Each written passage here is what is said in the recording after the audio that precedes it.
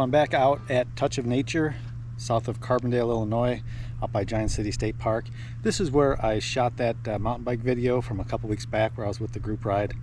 And I had a lot of fun that day, but I was having some mountain bike problems. And the reason is because that bike, this bike, well, it's called a mountain bike where it sits on the shelf, isn't really set up for actual mountain bike riding.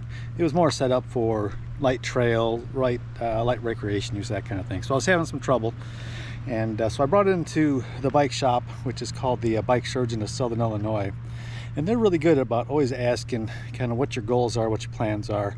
Every time I'm in there, I see them asking, you know, new riders or people that are upgrading, kind of what they're really looking for to get an idea of what's the best fit for them. So after some questions and answers and a little talking, they put together a plan for me. First I looked at the bike, and you know, they had concerns about this bike really surviving a 20-mile actual mountain bike race.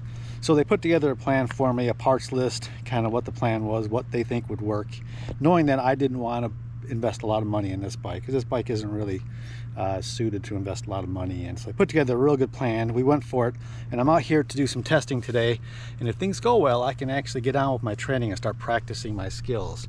So I'll show you what they did. If you remember, I had a triple ring set up, so they went to a 1x system here, which means we went to a bigger ring back here.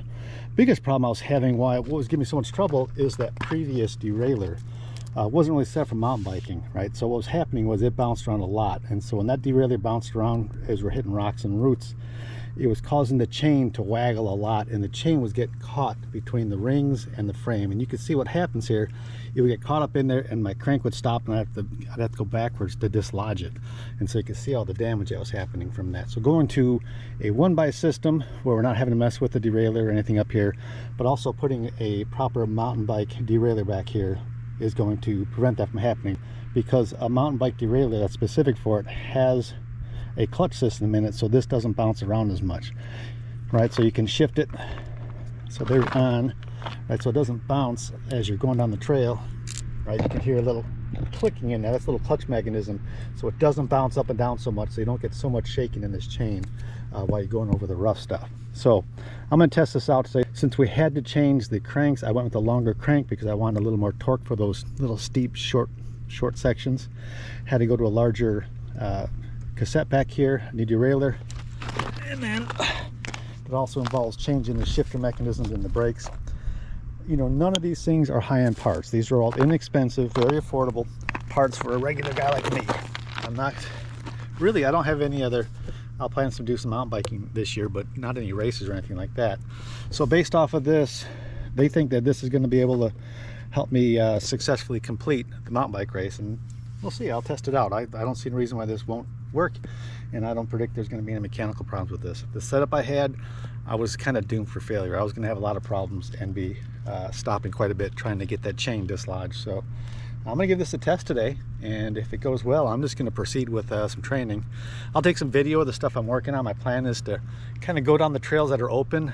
You know, that we've had a lot of rain here in Southern Illinois off and on, and some storms, and so some of the trails are closed out here, but on their Facebook page they always kind of update what's open and when. So I'll put a link to that in there, or I'll put a screenshot of what's open today.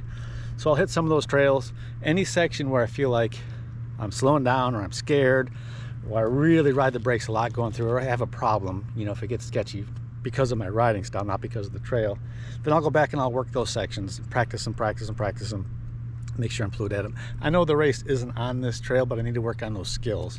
And sometime in the next week or two, I really want to get out to Lake Glendale, where the race is going to be, and actually get on the course and get a feel for what's out there. So this will be my first. I did do a road ride with my wife with this setup, a little 10-mile ride in town, and of course everything mechanically worked fine in town. And so today will be the first real test to see how it does, and I'm looking forward to it. I've been doing loops in my yard, and it's just not been very fun.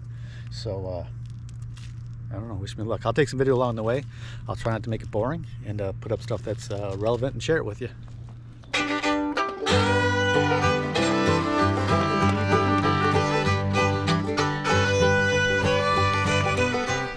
So I'm going to tell you a quick story about something funny that happened while I was on this ride. I had done about 6 or 7 miles of biking, and I looped past the parking lot. And kind of parked close to where I was a couple that they were unloading a couple of, looked like brand new mountain bikes they just picked up at a local big box store. And they were asking about which trails I think would be the easiest for them to try out their new bikes on. And we had a real good chat, and I offered to take them on what I thought was the easiest trails. And I promised them that I would, if they didn't enjoy it, if it was too hard, I'd bring them right back to the parking lot. Right, and they looked me over, and I think the remark was, "You look, well, thanks, but no thanks. You look too advanced for us," I think was the actual quote. But also me.